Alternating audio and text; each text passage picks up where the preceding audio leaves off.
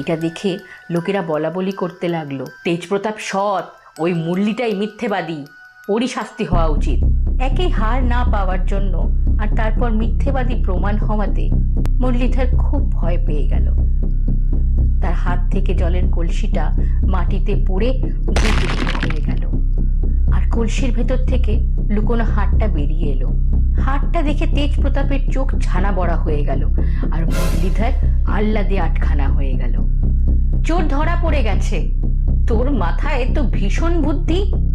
ভগবানের অশেষ কৃপা যে আজকে একটা এত বড় অন্যায় হতে হতে বেঁচে গেল। আজকে এই কলসিটা না ভাঙলে মুরলীধরকে নিজের প্রাণ দিতে হতো। আমায় ক্ষমা করুন রাজামশাই, আমার খুব বড় ভুল হয়ে গেছে। কি বলছিলি, জল ছাড়া মরে যাবি? এবার দেখ জল ছাড়া কারাগারে কিভাবে চাবুক পেটা খেয়ে মরতে হয়। এভাবেই তেজপ্রতাপের